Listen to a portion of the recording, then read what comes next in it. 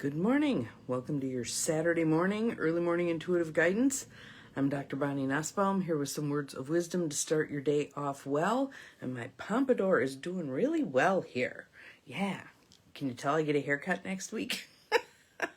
Yes. So, and that's part of today. Some humor, because it is one of our survival tactics. And we need to trot it out now and then.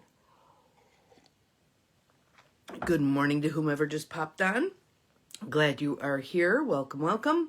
Hope everybody's staying warm. I did not even look at what the temperature is or the wind chill because I don't want to know. It's tomorrow we're supposed to, good morning, Beth. Glad you're here. Tomorrow we're supposed to hit a tropical heat wave and get up to 5 whole degrees. Yeah. So I had to go to the grocery store yesterday to get the things for my daughter's baby shower, and walking through that parking lot was not fun. Not fun at all. I did a holy moment and parked toward the far cart return so that those who were in a little less positive shape than me were able to get in quickly. Brr. Good morning, Nancy. Welcome, welcome. I saw your table with all the food. Holy buckets. That was quite the array. Yeah. So anyway, today's card, I just knew minus 20 there. Is that with or without wind chill? Yeah, that wind chill, not a pretty thing.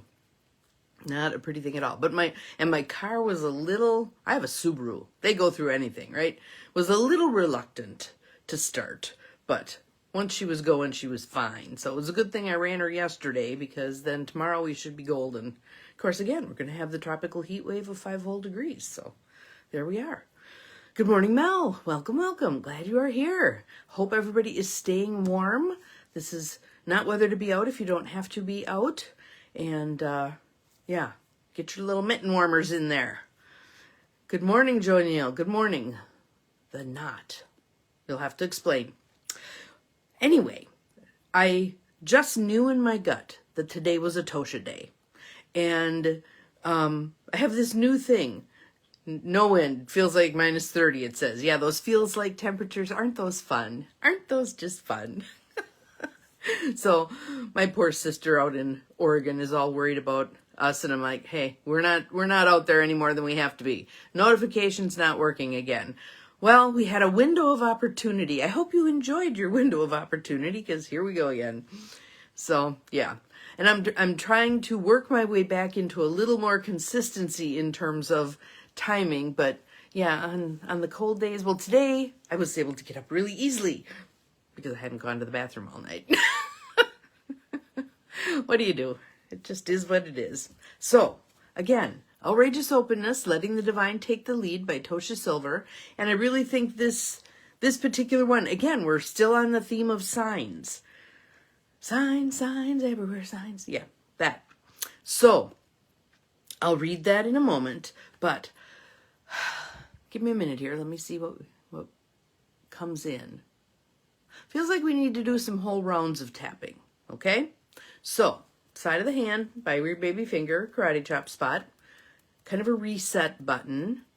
If you're having a day, having trouble shifting a mood, feeling like you're in the depths of something, this is a nice spot just to tap.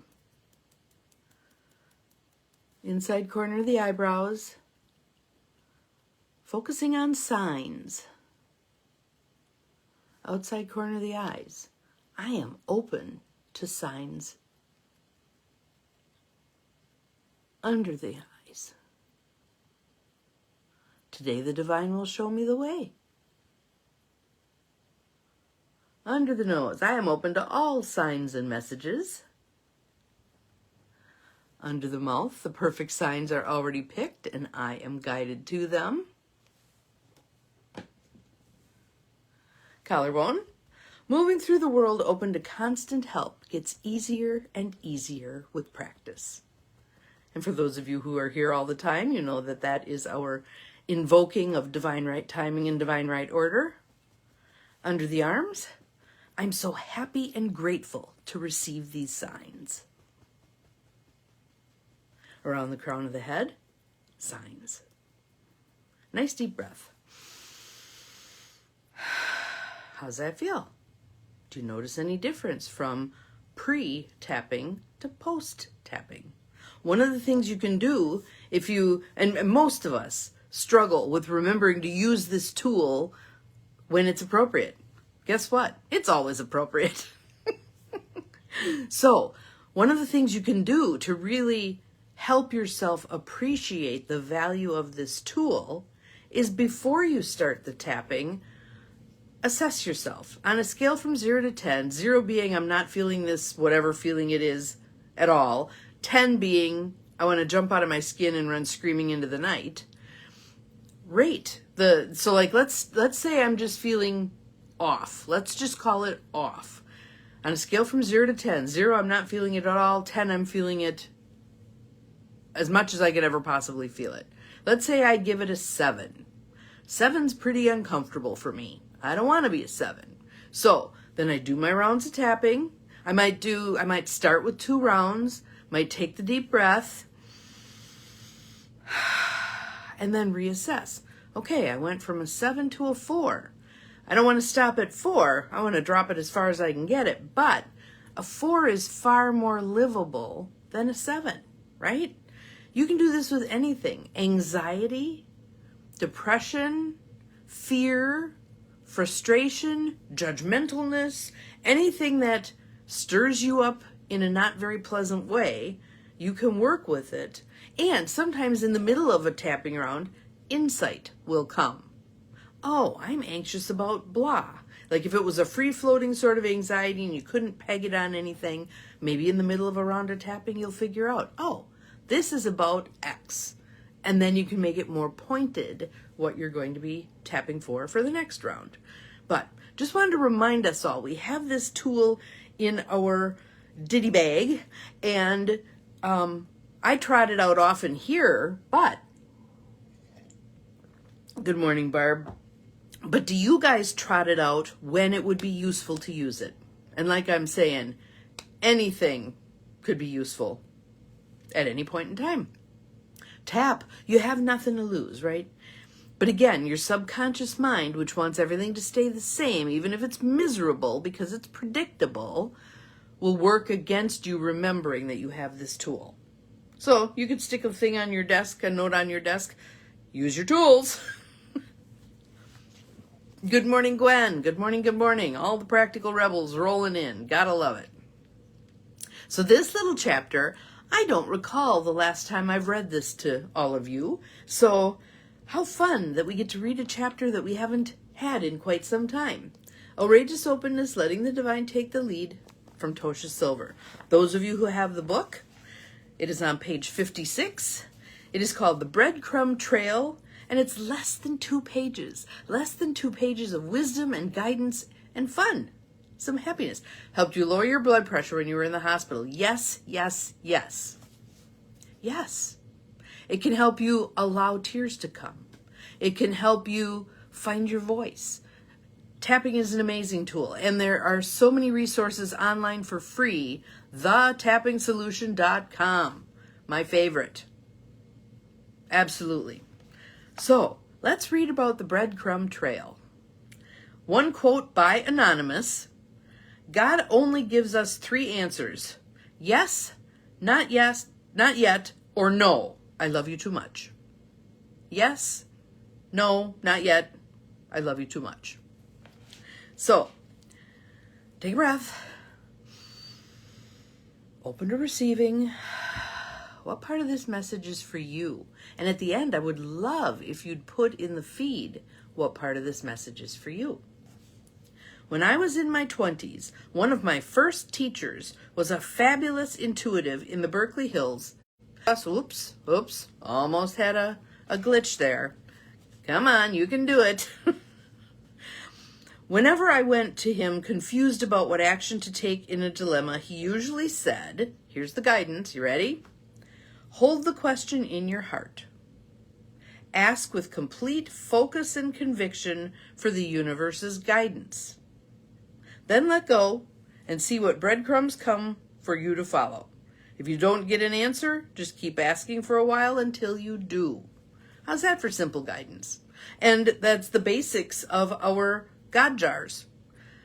You put it in there, you concentrate, you let it go, and you see what comes. Until I found him, I was often paralyzed with indecision on countless topics. With my Libra rising, always seeing both sides of a story, I used to force decisions from fear. How well do you think that worked out for her? Yeah. But I soon saw that Michael's simple technique worked like a charm. The variable is the timing. Some breadcrumb trails take weeks to appear while things line up, but others are instant. I was driving last week with a friend as she discussed her cat dilemma. She hated that her new kitten from the pound was alone all day, but she feared that 2 cats would be double the trouble. For 10 miles, her mind spun like a hamster wheel, endlessly weighing the merits of 1 kitty versus 2. You have those times where it's like, yeah, but what about this? And what about that? And what about... Finally, I'd had enough. Look, I laughed. Why not ask to be shown what to do? Let's call in divine order together right now and see. Yeah, whatever, she said, rolling her eyes as if I'd just suggested texting Santa Claus at the North Pole. At the next light, a woman crossed the street. Oh my God, girl, check it out, my friend yelled, pointing. 2 tiny calico kittens were nestled in the woman's arms, resting against each other as she headed to the vet on the corner. Wow, that was pretty damn quick, I laughed. Now don't insult the universe and ignore your answer. So, I think the hardest part for us with this may not even be the asking, the putting it out there, but the waiting for the response, the divine right timing of the response. For many things, it is not instantaneous. And the reason, I think, is most of us suck at patience. What a divine opportunity for the universe to teach us patience than when we've asked a question, we want an answer, and now we get to bide divine timing. So, how do y'all do with that? Biding timing. I feel like with my intentional community pocket neighborhood, I've been biding time for 5 years. 5 years. I am not a patient person. Oh. Hang on a minute. There. Now it was saying slow connection again. It's just too darn cold even for the internet. So yes, I have practiced my patience. I have gotten so much better at patience. I've gotten to the point also that when I am not feeling patient, that is my cue to let it go. Let it go. You can't dog this thing into existence, whatever it is. Let it go. So I like that. You can't dog this thing into existence. No. Divine right timing, divine right order. And the words. I'm going to read again the prescription for how to do this. Hold the question in your heart. So if you have a question right now, hold it in your heart. Ask with complete focus and conviction for the universe's guidance. Please guide me on this. I've been doing that a lot lately and getting some very clear answers, and not answers I want, but that's okay because they're very clear answers. Then let go and see what breadcrumbs come for you to follow. Follow the breadcrumbs. Oh, it says slow connection. Now it went away again. That would be an awesome t-shirt. Follow the breadcrumbs. Yeah. If you don't get an answer, just keep asking for a while until you do. Sometimes you can also modify the question slightly. Maybe look at your question and say, okay, is there something I can tweak about how I'm asking this that might yield a clearer answer? There's many ways to work with this. And in our world right now, which is fraught with confusion, right? Now's a good time to practice your asking and your letting go and your use of your God jar and all the things. The gratitude. I'm so happy and grateful now that my answer is on its way to me. I'm so happy and grateful now that my answer is on its way to me. Keep looking for the breadcrumbs. Now, I will not be surprised if one of you goes out today. Maybe you were taking your dog for a walk. Maybe you're headed to the car and you find some breadcrumbs on the floor, or on the ground. I won't be surprised. It happens. So, have an awesome Saturday. We will see you again tomorrow. And I'm going to be out the door early tomorrow to head to Michigan for my daughter's baby shower. I hope we all don't freeze our butts, but we're going to have a heat wave, 5 degrees, 5 degrees. Keep it in mind, 5 degrees. So, see you tomorrow. Remember, you're capable of far more than you think you are, including asking your question, letting it go, following the breadcrumbs. The signs are there. The guidance is there. Be an appreciation. See you tomorrow. Bye-bye.